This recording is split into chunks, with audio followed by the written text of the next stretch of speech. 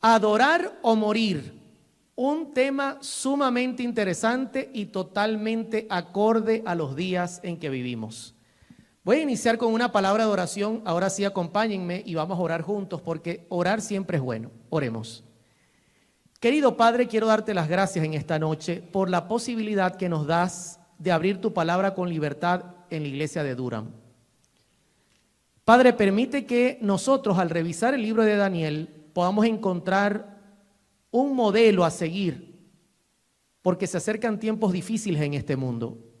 Y si no estamos preparados y listos, nuestra vida podrá naufragar. Por esa razón, ayúdanos para que al mirar el ejemplo de Daniel y sus amigos, nosotros seamos animados a mantenernos fieles en todo tiempo y en todo momento.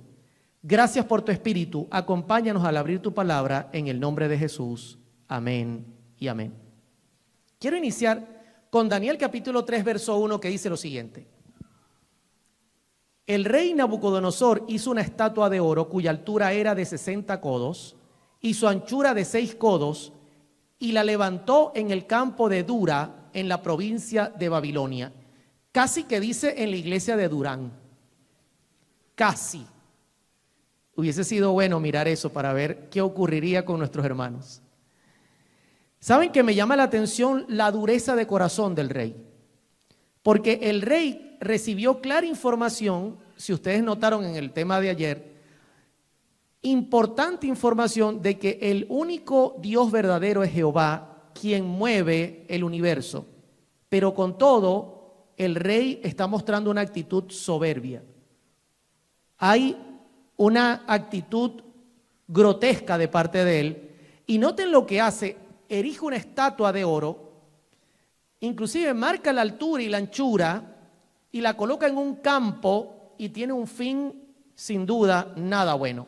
Yo quiero que usted tenga una idea de qué tan grande era la estatua. Y yo he colocado la medida acá para que usted pueda tener una idea conmigo. 60 codos de altura equivalen a 26.7 metros. En un lenguaje muy conocido en esta zona serían unos 9 pisos, 88.5 pies. 9 pisos en un edificio. Yo pregunto, ¿en un edificio de 9 pisos que esté cerca de acá lo podremos ver a simple vista? Sí, tiene suficiente altura. Noten que la anchura era el ancho de un auto, unos 6 codos que representan 2.7 metros, unos 9 pies. O sea, sin duda, el rey tenía riqueza para hacer una estatua de oro de esta dimensión. Era muy rico. Y no solamente eso, quería dar un mensaje potente de que él era el que mandaba, y entonces tenían los que vivían en la zona que someterse a su autoridad. Ahora, dice el comentario bíblico adventista que los críticos han señalado las proporciones de la estatua, 60 por 6 codos, más o menos 26.7 metros, como una evidencia del carácter legendario del relato. Sin duda, una estatua de 9 pisos de altura. Porque las proporciones de la figura humana son inferiores en la proporción de 5 a 1. Sin embargo, no conocemos la apariencia de la imagen. Se lo voy a decir en español.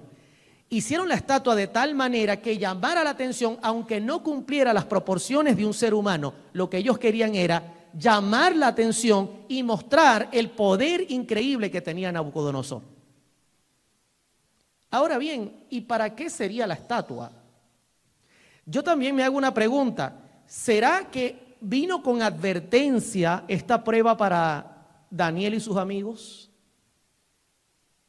¿O simplemente un buen día miraron y encontraron esta estatua en ese campo y entonces se enfrentaron a un gran problema y dilema?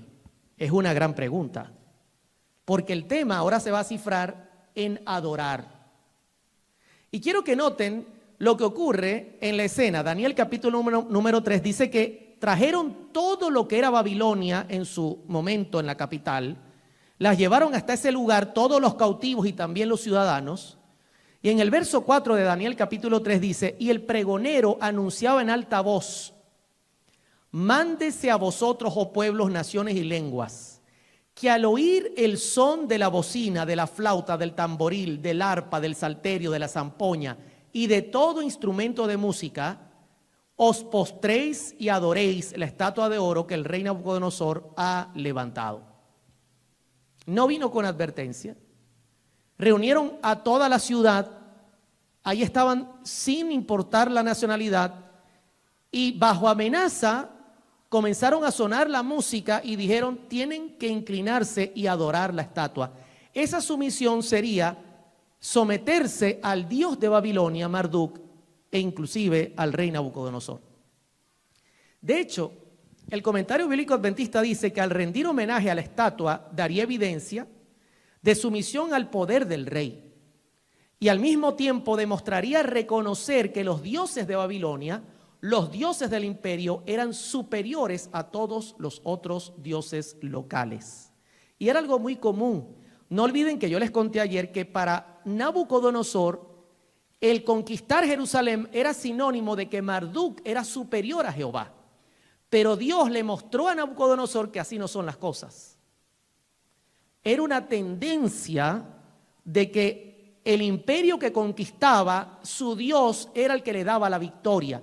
¿Saben que por esa razón crucifican a Jesús en una cruz? Era una humillación para el Hijo de Dios morir crucificado, porque la cruz era un símbolo pagano del dios Tammuz. Y lo que daba el mensaje es, claramente, nuestro Dios es mayor que el Dios de ustedes, y por eso lo clavaron en una cruz. Era el mismo símbolo. El rey quería enviar un mensaje. Y el mensaje venía con advertencia, y quiero que lo noten. Y cualquiera que no se postre y adore, noten que el tema es de adoración, inmediatamente será echado dentro de un horno de fuego ardiendo. O sea, había una amenaza de muerte en relación a el programa que se estaba ejecutando. O se arrodillan y le dan la adoración correspondiente a la estatua y por supuesto al rey, o simplemente lo vamos a echar al fuego directo. Ahora, quiero enfatizar que esto era un culto. Esto era un culto. No era una celebración común, se estaba rindiendo un culto en ese campo. Porque la adoración, lógicamente, tiene que ver con el culto. Y por esa razón hay una nueva repetición, valga la redundancia, en lo que se está ejecutando. Y note lo que dice la Escritura en Daniel 3:7. Por lo cual, al oír todos los pueblos el son de la bocina, de la flauta, del tamboril, del arpa, del salterio, de la zampoña y de todo instrumento de música, tenían que adorar. Al sonar eso, no quedaba otra opción, era la señal de que había un culto y tenía que haber adoración. Y yo siempre me he preguntado, ¿y qué relación tiene la música con la adoración? Alguien me preguntó, hermano Oliver, ¿va a hablar de música esta semana? Hay mucho material en internet donde usted puede consultar qué música agrada o no a Jehová. Pero la Biblia es contundente y cuando la Biblia compara, la comparación no deja dudas. Si usted nota, esto es un culto pagano. Y noten que no hay ningún tipo de misericordia en cuanto al uso de la instrumentación musical. Dice, al son de la bocina, de la flauta, del tamboril, del arpa, del salterio, de la zampoña, de todo instrumento de música. Va a haber música, vamos a usar todo instrumento musical. Me preguntaban en estos días, hermano Oliver, ¿los instrumentos musicales son del diablo? No. ¿Son buenos? Ni buenos ni malos, son neutrales. Pero Dios tiene orden. Y nosotros concebimos que el culto de Dios siempre es un culto con orden. De hecho, yo voy a citar el comentario bíblico adventista en relación a la palabra al son, al sonido, a lo que se ejecute la música. Ustedes tienen que arrodillarse y adorar. Y note lo que dice el comentario bíblico adventista sobre esta expresión pequeñita. De hecho, voy a usar el Strong en español, que es el traductor directo del hebreo al español. al son, alarido, alboroto, alzar la voz, balido, bramido, cantar, chasquido, clamor, estrépito, estruendo, gemir. ¿Sabe que yo consigo que ninguna de estas características la tiene la música celestial? La música del cielo, ya vamos a mirar un texto, no tiene estas características. Gemido, alboroto. Dice estruendo, gritar, grito, hablar, noticia, palabra, pregón, pregonar, resonar, ruego, rugido, ruido, rumor, son, sonar, sonido, tronar, trueno, voz. Todo eso lo aplica a la palabra al son. Y cuando yo comparo el culto que se le rendía a Jehová en relación al culto que le rendía a los dioses paganos, era totalmente distinto. Voy a poner un ejemplo bíblico, un principio. Salmo 47:1.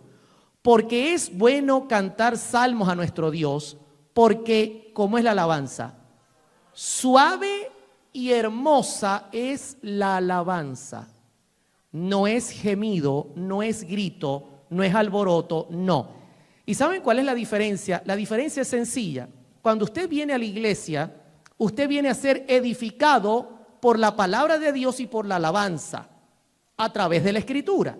Pero cuando usted va a un culto pagano, no hay edificación, no hay una palabra que esté dirigida por el Espíritu Santo, y como no hay fuego en el corazón, usted tiene que recrear ese fuego a través del uso de fuego extraño, que usualmente es alboroto. Así que no debe sorprendernos, y escuche lo que le voy a decir, que en Babilonia las cosas se hicieran diferentes a lo que Dios planeaba. Pregunto, cuando ellos llegaron, ¿la comida era diferente a la que ellos estaban acostumbrados, sí o no? ¿Tenía principios diferentes? Sí. Seguramente el culto a los dioses tenían principios diferentes, sí. La música también tendría principios diferentes, lógicamente sí. Tenemos que ser cuidadosos, hermanos, porque el enemigo es muy astuto, y aunque usted no lo crea, inclusive los que no estén claros pueden caer bajo engaño. Ahora bien, hasta aquí cómo vamos. Si usted nota, hay una situación bien compleja, porque hay judíos cautivos que no están a favor de adorar a Marduk, ni de inclinarse a ninguna estatua, porque hay un mandamiento que dice no lo harás. La música de antemano es música ruidosa que puede afectar la razón, por eso Satanás la usa. El diablo los tiene a merced, puede hacer de ellos lo que quiera, pero hay algo que no puede hacer, y es violar la libertad que ellos tienen. Ellos tienen la última palabra para decidir. Y aquí es donde la preparación juega mucho, mis hermanos. Y yo siempre lo he dicho, estar preparados para el momento es la clave, no esperar el momento para prepararse. Y quiero que noten el verso 10 de Daniel capítulo 3. Tú, oh rey, has dado una ley que todo hombre, al oír, noten lo interesante nuevamente el culto, el son de la bocina, de la flauta, del tamboril, del arpa, del salterio, de la zampoña y de todo instrumento de música, se postre y adore la estatua de oro. Lo he marcado con un color especial. Has dado una ley ¿a cuántos? A todo hombre. ¿Le suena eso? ¿Le suena eso? Pregunto, ¿esa ley iba en contra de la libertad de conciencia, sí o no? ¿Ustedes están dormidos, hermano? ¿O hay alguien que los tiene aquí amenazados? Díganme, porque de una vez lo mandamos a buscar. Pregunto, ¿esa ley que Nabucodonosor aprobó iba en contra de la libertad de conciencia, sí o no? ¿Y eso es sano? ¿Acaso Dios no le dio al hombre libertad para elegir? Yo pregunto, ¿usted vino para acá esta noche porque alguien lo obligó o usted vino porque usted es libre? Porque usted es libre. O sea que en los días de Nabucodonosor se había aprobado una ley que prohibía al ser humano adorar en libertad y tenía que someterse en su voluntad a la voluntad de terceros, algo que va en contra de la naturaleza propia del hombre y que viola la ley universal de Dios. Verso 11. Y el que no se postre y adore, sea echado dentro de un horno de fuego ardiendo. No hay opciones. Pregunto, ¿hay una tercera opción? Yo podía levantar la mano y decir, disculpe señor, usted el pregonero, ajá, dígame, ¿me puedo ir? No. O te arrodillas o te echamos en el horno. Ahora, yo no me puedo quedar en el año 605, porque quiero contarles algo. La profecía anuncia, viva voz, que esta actitud no normal se va a volver a repetir. Y se va a volver a repetir, escúcheme bien, dando inicio en este país. Eso es lo que dice la profecía. Y dice Apocalipsis 13:15, haciendo un reflejo de lo que acabamos de leer en Daniel capítulo número 3, versos 10 y 11, dice, y se le permitió infundir aliento a la imagen de la bestia para que la imagen hablase e hiciese matar a todo aquel o a todo el que no la adorase. Pregunto, ¿es un paralelismo a lo que ocurrió en el año 605? ¿Sí o no? Sí. La profecía dice que nuevamente el diablo va a usar esta estrategia. Y saben, el diablo es muy estratégico. El diablo juega con las estrategias. Cuando la libertad le permite al diablo destruir a la iglesia, la usa. Y usualmente eso ocurre cuando la iglesia tiene libertad, ocurre un fenómeno. La iglesia, por tendencia, es histórico, entra en un estado de confianza y, ¿cómo lo llamaría yo? De comodidad. Aunque usted no lo crea, la libertad que hoy día tenemos genera un estado de confianza y de comodidad que nos duerme. Y eso le gusta al diablo. Mientras él le saque provecho, él es feliz. Pero hay un detalle, que la libertad también trae problemas, y es que la libertad me permite a mí llevarle a usted un mensaje potente para que usted conozca al Señor. Y eso a él no le gusta. Y estos muchachos estaban haciendo ruido en Babilonia. Y el Dios que nunca había sido conocido en esas tierras estaba brillando como nunca. Y el diablo entendió que era tiempo de cambiar la estrategia. Ya la libertad estaba siendo un problema para él, tanto que el mensaje estaba llegando hasta los atrios del mismo palacio del rey. Y él dijo, no me conviene. Así que tengo que usar una estrategia. Y tengo que eliminar a los que quedan en favor de ese mensaje. Y eso se va a volver a repetir, hermano. Escuchen lo que le voy a decir. Este mensaje tiene que brillar de tal manera que para el diablo sea un problema y tenga que trancar la libertad. Porque él no trabaja de otra forma. Él quiere controlar y si no controla, entonces cambia las reglas de juego. ¿Estamos entendiendo? Y ahora note lo que dice Daniel 3:12. Hay unos varones judíos,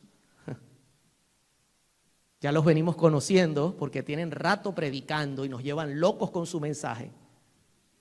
No comen comida de la mesa del rey, guardan el sábado, no son idólatras.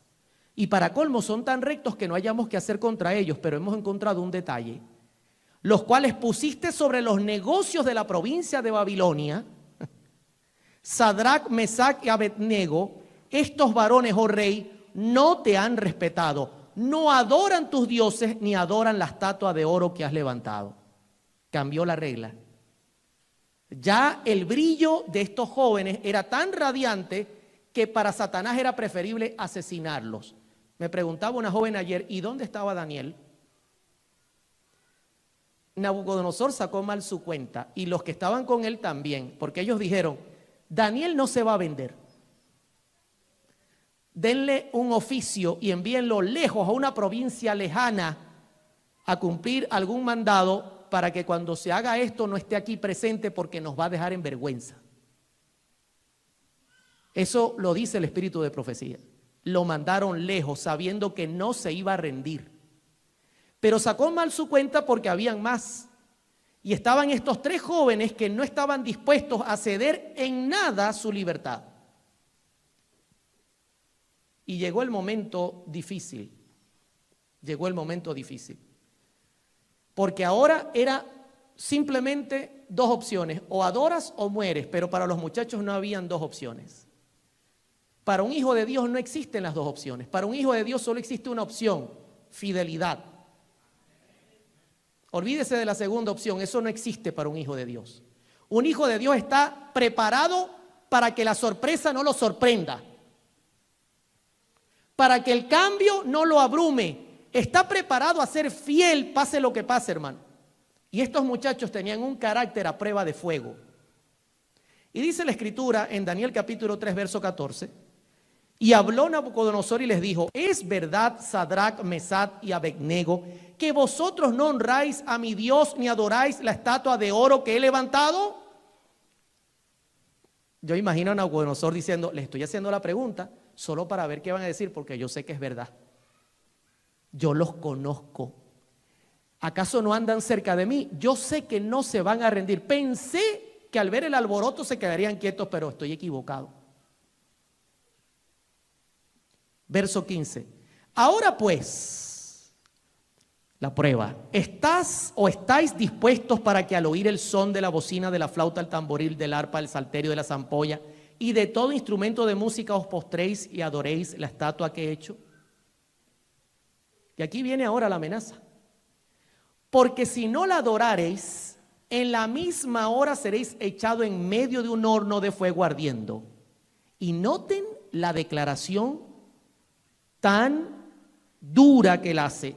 ¿Y qué Dios será aquel que os libre de mis manos? Duro eso. Hermano, ese día se acerca. Y mi mayor temor es que nosotros no estemos listos para dar la respuesta. Porque el momento para prepararse no va a ser ese. El momento para prepararse es hoy. Si usted hoy no pasó la prueba de hoy, no va a pasar la de mañana. Y si usted no pasa la de mañana, sucesivamente, cuando llegue ese día, no la va a pasar. El evangelio funciona viviendo cada día a la vez, porque cada día tiene su propio afán, dijo Jesús. Si usted hoy vence la prueba de hoy, entonces usted estará preparado para la de mañana. Y así sucesivamente. Y cuando llegue este día, usted estará preparado como ellos a responder como ellos. Dice Daniel 3:16. Sadrac, Mesach y Abednego respondieron al rey Nabucodonosor diciendo: no es necesario que te respondamos sobre este asunto. ¿Se dan cuenta que no hay 2 opciones para ellos?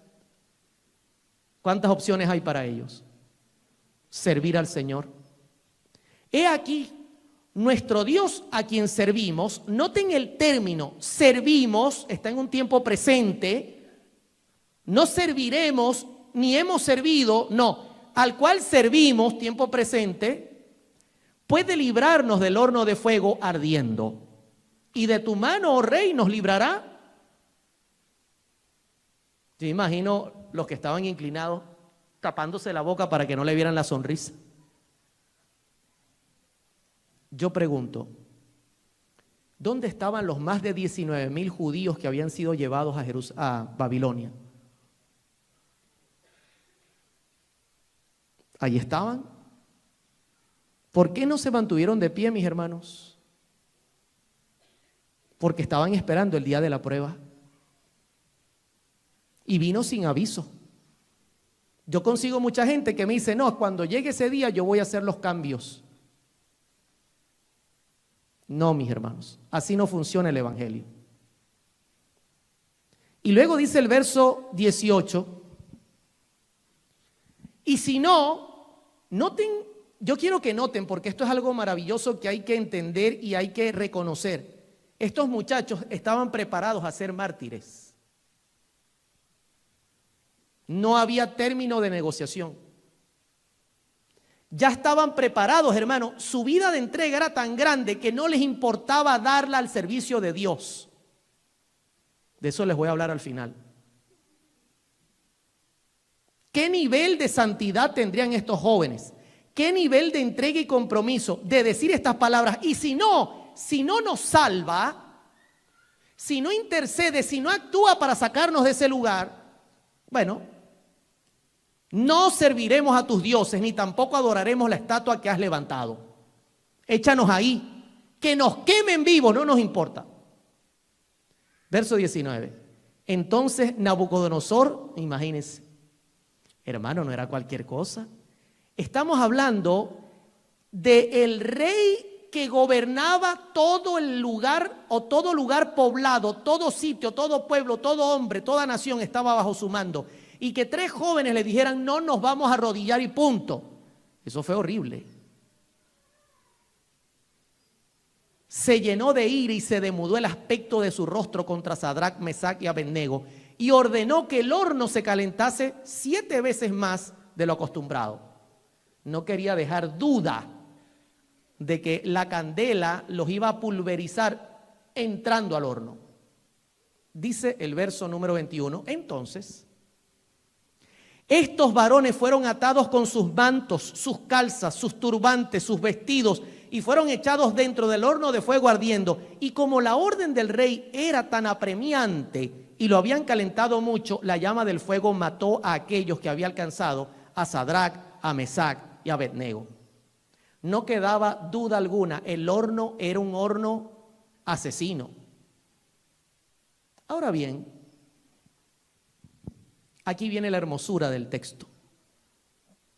Porque al igual como yo le digo y le advierto que el día de preparación es hoy, yo le tengo buenas noticias. Porque cuando llegue el momento, mis hermanos, que muchos temen, muchos tienen temor ese momento, el momento es hoy. Viva el día de hoy. Ese día usted va a tener quien le defienda.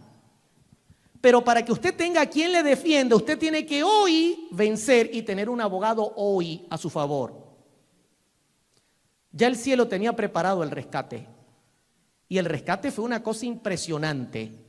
Verso número 24. Entonces el rey Nabucodonosor se espantó y se levantó apresuradamente y dijo a los que estaban en su consejo, ¿no echaron 3 varones atados dentro del fuego? Ellos respondieron al rey, ¿es verdad, oh rey? Y él dijo, he aquí yo veo a 4 varones sueltos que se pasean en medio del fuego sin sufrir ningún daño, y el aspecto del cuarto es semejante a hijo de los dioses. Increíble. Estaban sueltos, paseaban dentro del horno y entre ellos había un cuarto semejante al hijo de los dioses. Y yo les tengo una pregunta increíble esta noche que vamos a responder a través del libro Profetas y Reyes, página 374, párrafo 1, que se los recomiendo ampliamente. Para estudiar estos libros en paralelo es una maravilla. Miren esta pregunta. ¿Y cómo sabía el rey qué aspecto tendría el Hijo de Dios? Dice Elena de White. Porque si usted nota, y yo me devuelvo, me voy a devolver, dice el rey, y el cuarto tiene aspecto y semejante a hijo de dioses. ¿Y cómo sabía él cómo era el Hijo de Dios? Y Elena de White dice, ¿cómo sabía el rey qué aspecto tendría el Hijo de Dios? Miren la respuesta, mis hermanos. En su vida y carácter, los cautivos hebreos que ocupaban puestos de confianza en Babilonia habían presentado la verdad delante de él. ¿En qué? En su vida y carácter habían presentado de tal manera la verdad que Nabucodonosor ya tenía una idea de cómo sería la imagen del Hijo de Dios. Por eso usted entiende que Mateo 24, por ejemplo, al hablar de la última señal dice, y será predicado el evangelio por testimonio, dice la Escritura. Dice, habían representado la verdad delante de él. Cuando se les pidió una razón de su fe, la habían dado sin vacilación. Noten lo que les he estado explicando. El diablo notó que el imperio babilónico se estaba llenando del evangelio por causa de estos muchachos y dijo: yo no puedo permitir esto, me van a convertir al rey. Lo que falta es que se convierta al rey. Y de eso les voy a hablar mañana. Porque hasta ahí puede llegar el poder del evangelio. Dice la cita: con claridad y sencillez habían presentado los principios de la justicia, enseñando así a aquellos que los rodeaban acerca del Dios al cual adoraban. Les habían hablado de Cristo, el Redentor que iba a venir, y en la cuarta persona que andaba en medio del fuego, el rey reconoció al Hijo de Dios. ¡Qué hermosura! ¿Se da cuenta lo que es el testimonio puro, íntegro? ¿Se da cuenta lo que una persona puede ser capaz de hacer hoy día acá en Durham? Si vive una vida santa, íntegra, uno puede ser una influencia para el que lo rodea y usted no se da cuenta, pero usted está influenciando. El gran problema que tenemos hoy día, hermanos, y por el cual el diablo está tranquilo, es que nuestra influencia está muy dormida.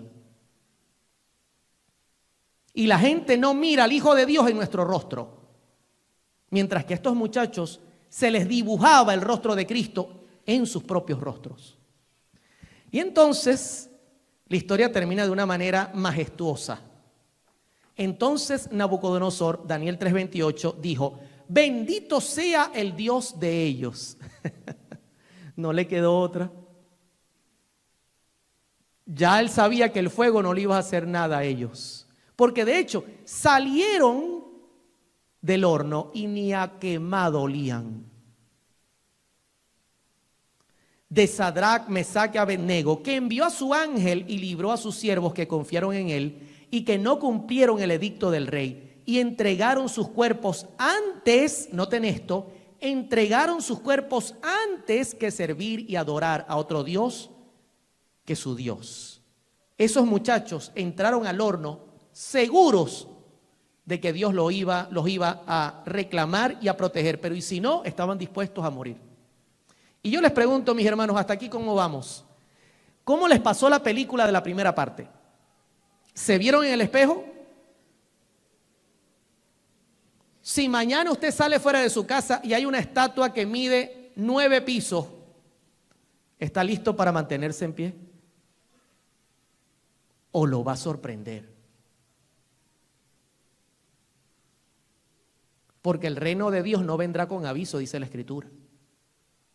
Y ese es mi mayor temor, que nosotros tenemos tanto conocimiento que decimos no, podemos manejar el conocimiento y hasta los tiempos y salir vivos. Como dice el comentario bíblico adventista sobre los falsos profetas, son los que dicen que tú puedes andar por la puerta ancha y por el camino ancho y terminar en el mismo destino que la puerta angosta con el camino angosto. Falso.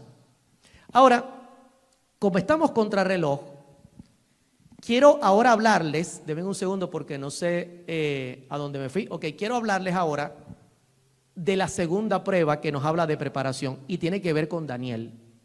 Noten que en la primera prueba Daniel no está, pero en la segunda prueba, que ya está bajo el tiempo de Medo-Persia, Daniel es protagonista y nuevamente se presenta un cuadro muy similar, donde el profeta será probado hasta lo sumo. Y dice la Escritura en Daniel 6:3, pero Daniel mismo era superior a estos sátrapas y gobernadores, porque había en él un espíritu superior. Y el rey pensó en ponerlo sobre todo el reino. Vuelvo al punto. Miren que es el mismo punto. Daniel tiene libertad. En medio de su libertad vive una vida plena de adoración como todo hijo de Dios. Pero eso tiene problemas, porque eso perturba al diablo, porque eso gana almas. Y el diablo juega con la libertad y juega también con la persecución. Cuando la libertad duerme a la iglesia, él está feliz, pero cuando la libertad es un tropiezo, él dice no me sirve. Tengo que cambiar las reglas de juego. Y Daniel me está haciendo mucho ruido. Y note lo que dice la Escritura en Daniel 6, 4 y 5. Entonces los gobernadores y sátrapas buscaban ocasión para acusar a Daniel en lo relacionado al reino, mas no podían hallar ocasión alguna o falta, porque él era fiel y ningún vicio ni falta fue hallado en él. Quiero que noten algo, que es otro patrón que conseguimos en la historia. Siempre los gobiernos están inmiscuidos en asuntos religiosos. Siempre los gobiernos, Satanás utiliza los gobiernos para inmiscuirse en asuntos religiosos, porque solamente metiéndose hasta allí, ellos pueden cortar la libertad de pensamiento y de elección. Y aquí están los gobernadores, le ponen el ojo a Daniel y dice, no hallamos falta en él. ¿Cómo podemos hacer para quitar a este hombre que es un tropiezo? Y el diablo diciendo, y también para mí es un terrible tropiezo. Verso 5, entonces dijeron aquellos hombres, no hallaremos contra este Daniel ocasión alguna para acusarle, si no la hallamos contra él en relación, ¿con qué cosa? Con la ley de su Dios. Qué interesante. Este es el problema, mis hermanos. El problema es la ley de Dios, desde el cielo ha sido el problema para Satanás.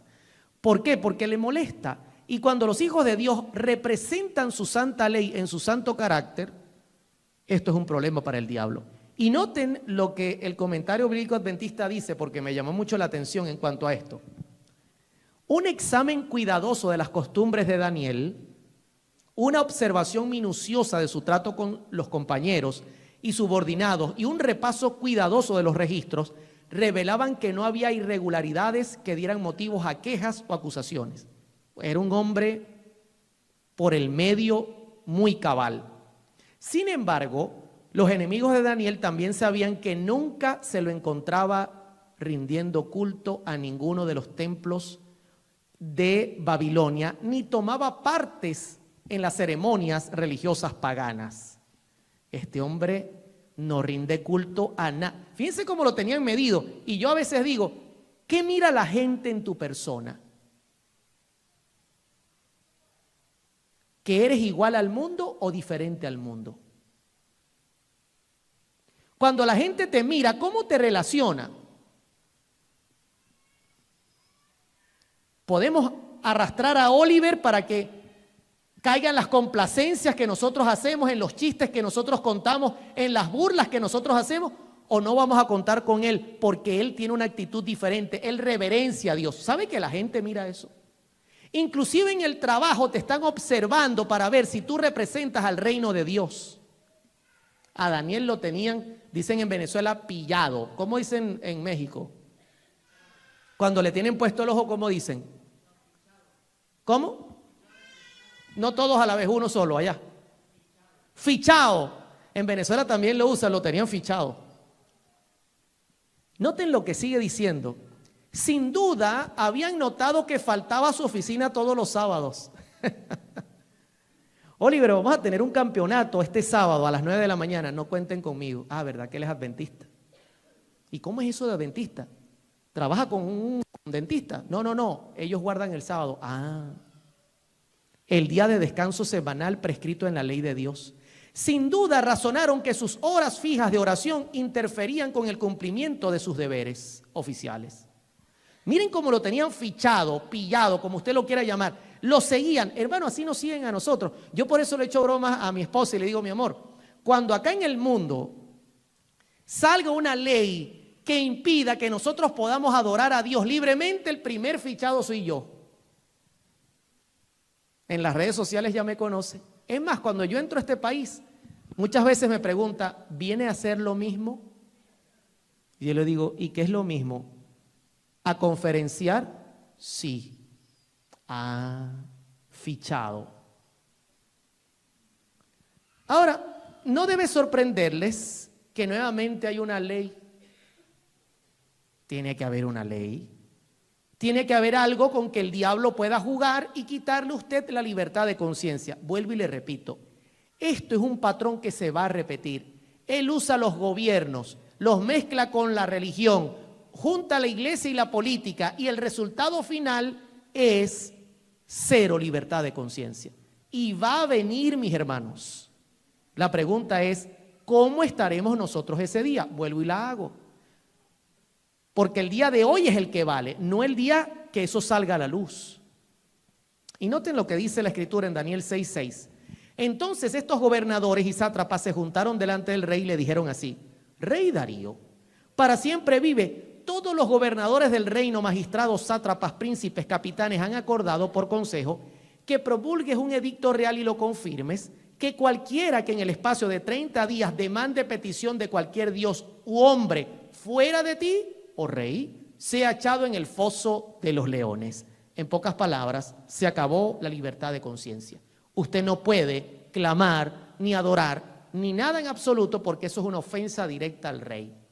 Y les dicen, confirma el edicto y fírmalo para que no pueda ser revocado conforme a la ley de Media y de Persa, que cuando se confirmaba y se sellaba, eso no podía cambiarse, ni el rey tenía posibilidad de hacerlo, lo cual no puede ser abrogado. Verso 9, firmó pues el rey Darío el edicto y la prohibición.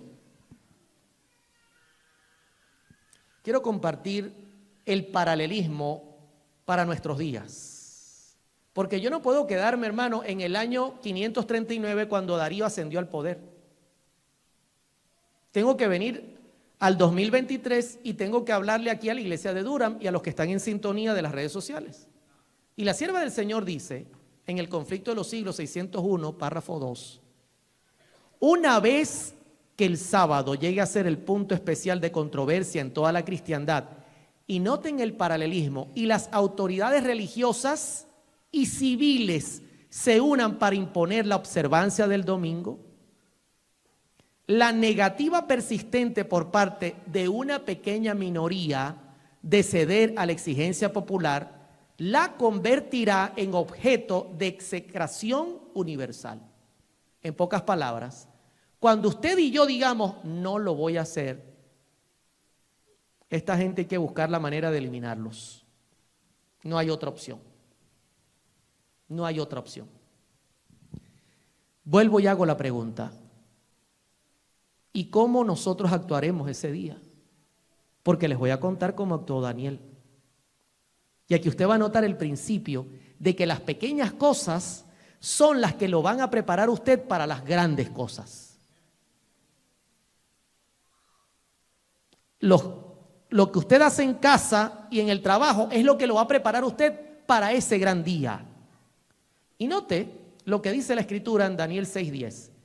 Cuando Daniel supo que el edicto había sido firmado, entró en su casa y, abiertas las ventanas de su cámara que daban hacia Jerusalén, se arrodillaba 3 veces al día y oraba y daba gracias delante de su Dios, como lo solía hacer antes. Oye, lo dice de una manera tan sencilla, ¿no?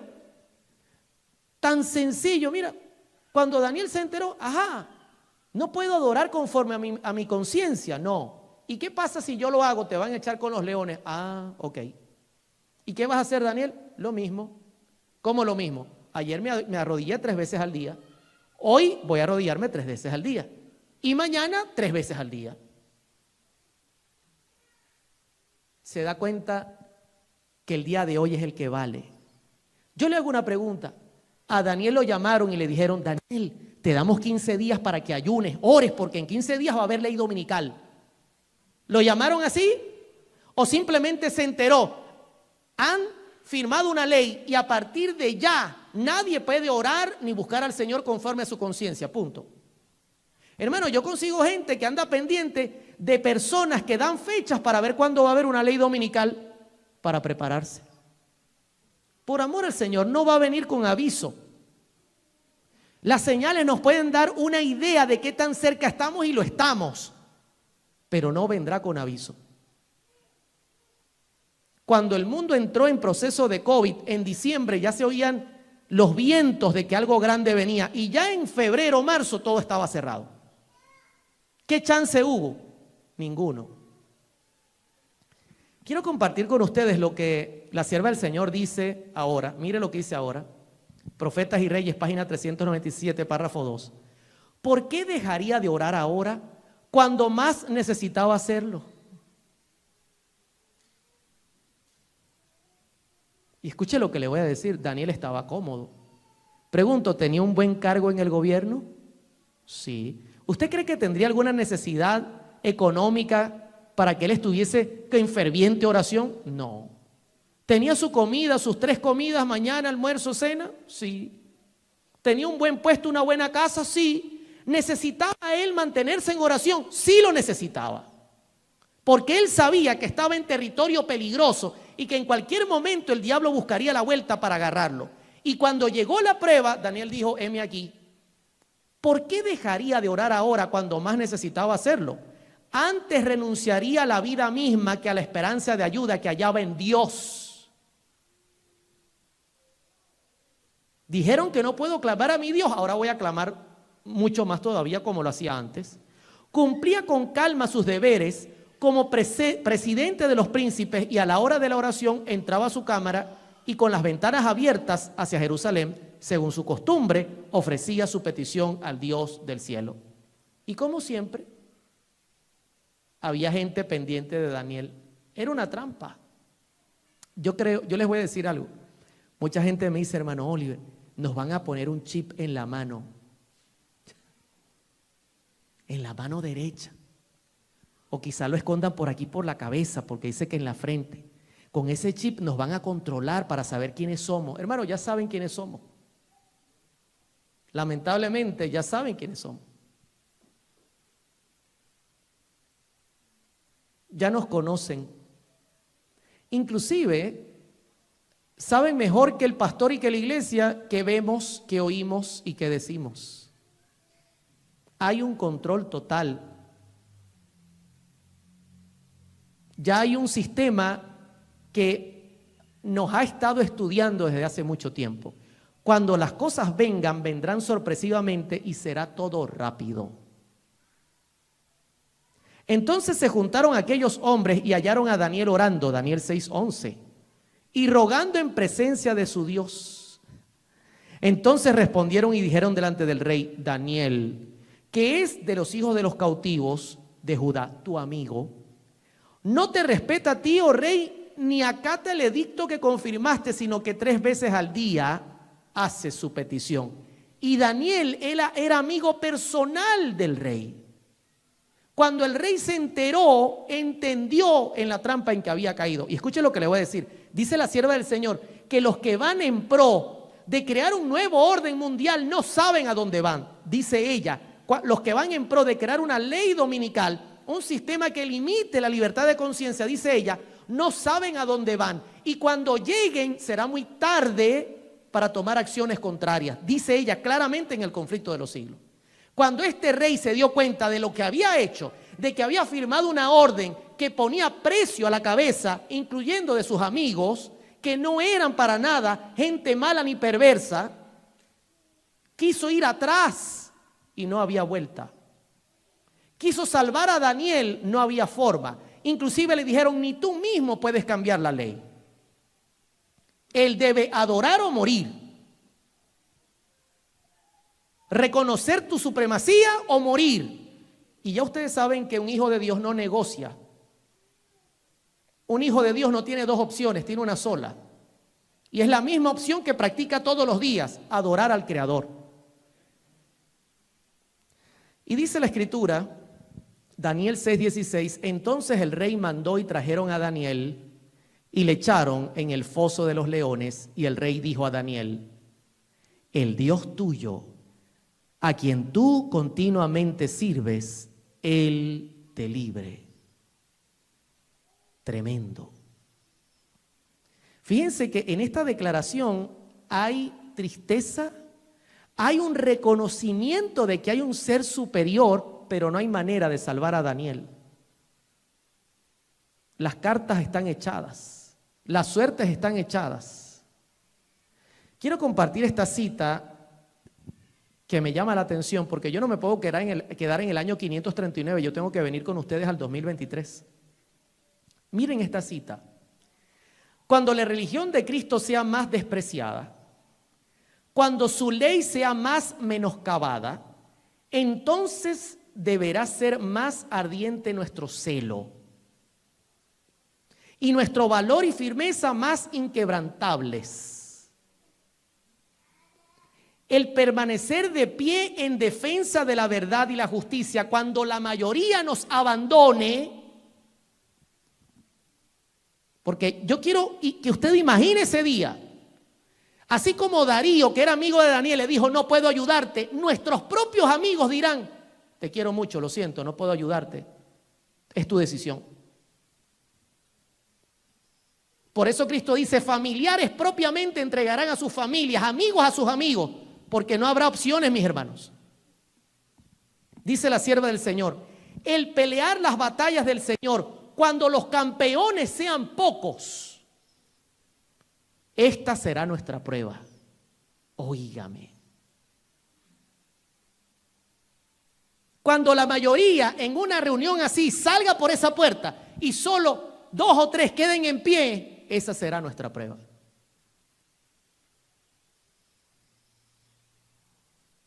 En ese tiempo debemos obtener calor de la frialdad de los demás. Que tu Dios te ayude, Daniel. Si tenía tanta fe en el Dios de Daniel, ¿por qué no se metió con él a la cueva? No, que tu Dios te ayude. Valor de su cobardía y lealtad de su traición. Duro, pero es la realidad. Pasó la noche. Usualmente esos leones quedaban pasando hambre unos cuantos días para que no quedaran ni los huesos. Pero en Daniel capítulo 6, verso 19 ocurre un cuadro diferente. El rey se levantó muy de mañana y fue apresuradamente al foso de los leones. Y acercándose al foso llamó a voces a Daniel con voz triste. El rey aparentemente no tenía tanta fe. Y le dijo, Daniel, siervo del Dios viviente, el Dios tuyo a quien tú continuamente sirves. ¿Está viendo lo hermoso del texto? Continuamente sirves. ¿Te ha podido librar de los leones? ¿Se da cuenta la diferencia cuando llegue el momento, lo diferente que es un cristiano que continuamente sirve y uno que continuamente engaña? Porque en el cielo no hay término medio. O usted continuamente sirve o usted continuamente engaña. No hay opción media. Por eso dice Jehová, como tú eres tibio, no eres ni frío ni caliente, te tengo que vomitar. Porque o continuamente sirve o continuamente está engañando. ¿Y cuál de los dos nos apunta a nosotros? Y noten lo que ocurre desde adentro. Mi Dios envió su ángel, el cual cerró la boca de los leones para que no hiciesen daño, porque ante él fui hallado inocente. ¡Qué hermosura! Mientras los sátrapas, los gobernadores decían, ese miserable no se apega a nuestras leyes, el cielo decía, ese miserable es un hijo de Dios. Para que no me hiciesen daño, cerró la boca de los leones, porque ante él fui hallado inocente. Y aún delante de ti, oh rey, yo no he hecho nada malo. Y quiero decirles, para cerrarles la historia, que el rey mandó a llamar a todos esos sinvergüenzas que habían preparado la ley tramposa y los echó ahí donde estaba el foso para ver si había sido una casualidad. Y dice que no habían caído bien cuando ya sonaban los huesos quebrándose.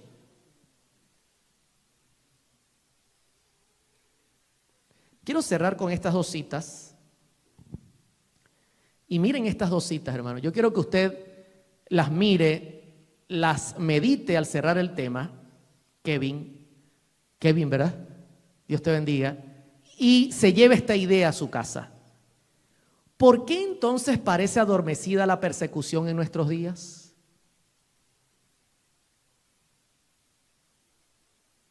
Yo a todos los veo libres, pudieron llegar aquí sin problema. Gracias a Dios, amén. Eso es una bendición. El único motivo es que la iglesia se ha conformado a las reglas del mundo y por lo tanto no despierta oposición.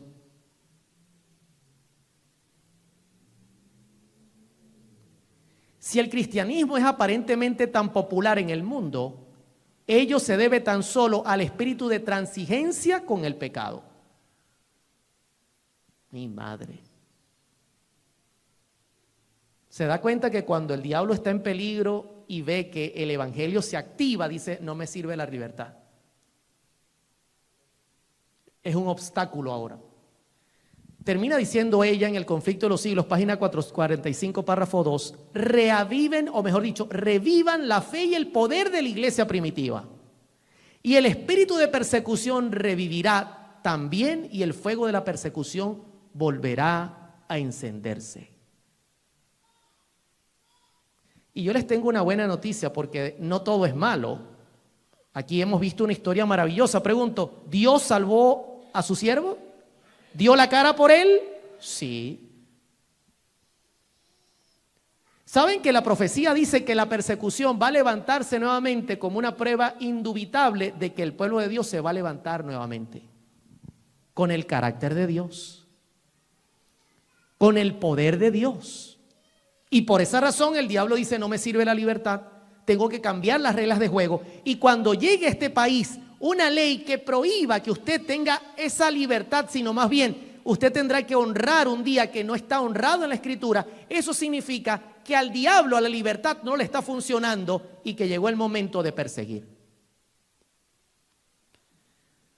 Rafael López Miranda, un colportor puertorriqueño que nació en el año 1883 y murió en el año 1922 en circunstancias extrañas en Venezuela.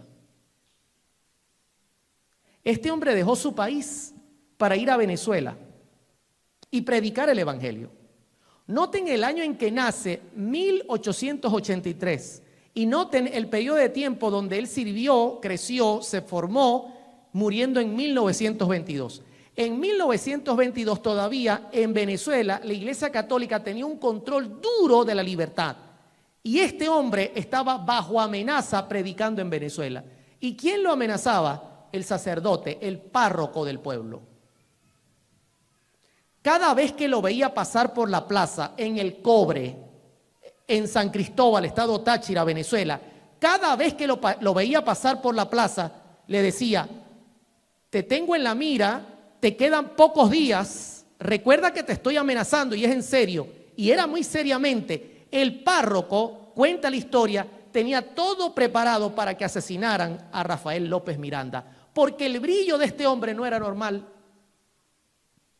Un buen día, luego de dar una serie de estudios bíblicos, tomó ruta al lugar donde se quedaba, pasando por entre un río y lo estaban acechando.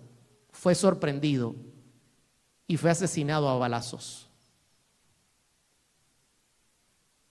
Porque, hermanos, Dios puede salvar a sus hijos, pero muchas veces la sangre de sus hijos son semillas para el evangelio. Al otro día se corrió la noticia que había muerto López Miranda. Un grupo de hermanos piadosos lo recogieron en Venezuela y solicitaron permiso ahí en la alcaldía del Cobre para enterrarlo. Y el párroco había dado la orden que no permitieran que López Miranda fuera enterrado en el cementerio del pueblo porque era un hereje. Y estoy hablando del año 1922 para que usted entienda que es muy poco tiempo para el tiempo que vivimos, casi 100 años, para que usted viera cómo estaba la libertad en Venezuela para ese tiempo. Así que no les quedó otra que colocarlo fuera del cementerio. Lo enterraron fuera del cementerio, a unos metros a distancia, fuera de las paredes del cementerio, porque era un hereje.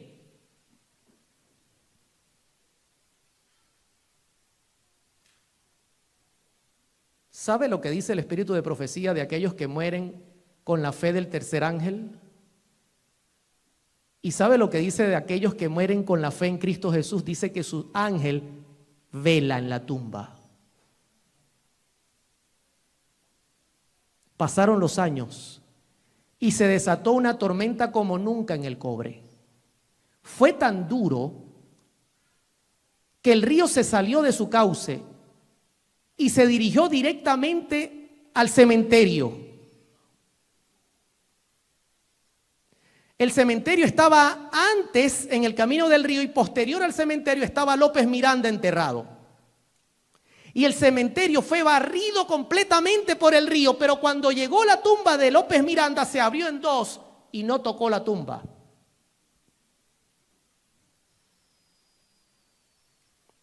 Pasaron años y un buen amigo que se llama Edgar Áñez fue a predicar al Cobre y fue a visitar la tumba de López Miranda. El pueblo que no conocía la historia del colportor, ¿saben lo que hizo? Dijo, este es un santo. No tiene sentido lógico que todo el cementerio fue barrido y este santo no fue tocado. Algo tiene que tener este hombre. Y así que lo colocaron en el centro del nuevo cementerio. Y cuando Edgar Áñez fue a visitar la tumba, estaban rindiéndole culto a López Miranda los católicos, mis hermanos. No había una iglesia adventista en el Cobre. Y Edgar Áñez se puso de pie sobre el lecho de López Miranda y dijo, yo vengo a hablarles de este hombre. ¿Usted lo conoce? Sí. Y les contó la historia de López Miranda. Y hoy día hay una gran iglesia en el Cobre que sigue creciendo.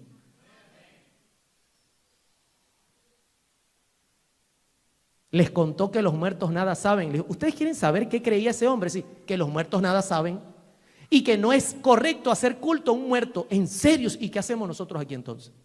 Bueno, vámonos a darle estudios bíblicos. Y les dio estudios bíblicos. Y aún siguen sumándose personas. Hermanos queridos, el Señor viene pronto. Yo creo en eso.